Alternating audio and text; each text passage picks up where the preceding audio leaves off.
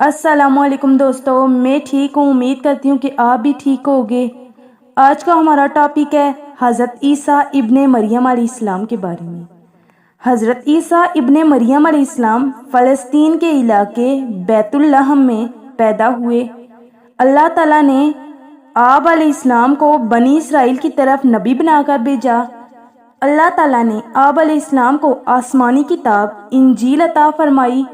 قرآن مجید میں حضرت عیسیٰ علیہ السلام کا لقب مسیح بھی آیا ہے۔ حضرت عیسیٰ علیہ السلام کی والدہ کا نام حضرت مریم علیہ السلام ہے۔ آپ عبادت گزار اور نیک خاتون تھی۔ اللہ تعالیٰ نے آپ کو بڑی فضیلت عطا فرمائی۔ حضرت عیسیٰ علیہ السلام نے اپنی والدہ کی گود میں ہی لوگوں سے باتیں کی۔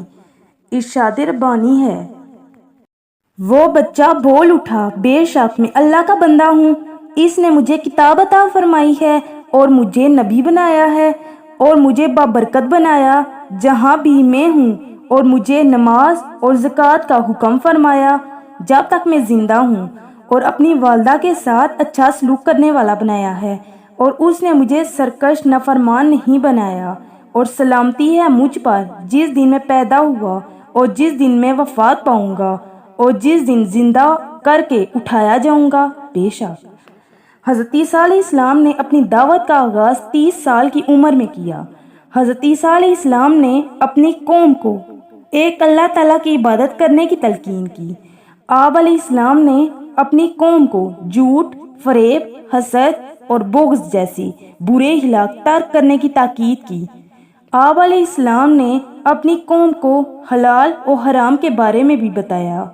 حضرت عیسیٰ علیہ السلام جہاں بھی جاتے لوگوں کو اخلاص کے ساتھ اللہ تعالیٰ کا پیغام سناتے رہے۔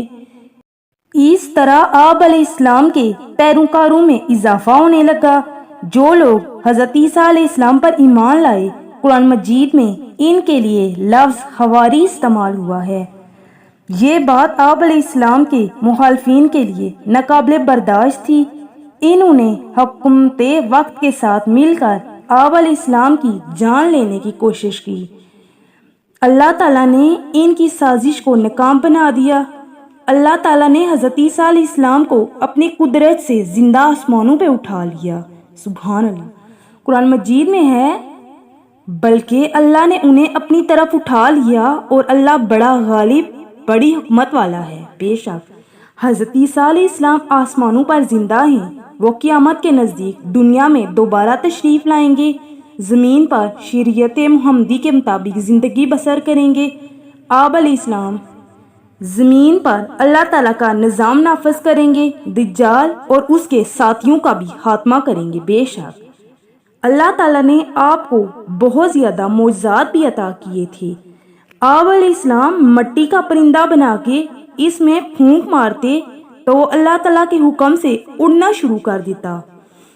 آپ علیہ السلام پیدائشی اندھے اور کوڑ کے مریض کو اللہ تعالیٰ کے حکم سے شفا یاب کر دیتے۔ اللہ تعالیٰ کے حکم سے آپ علیہ السلام مردوں کو زندہ بھی کر دیتے تھے۔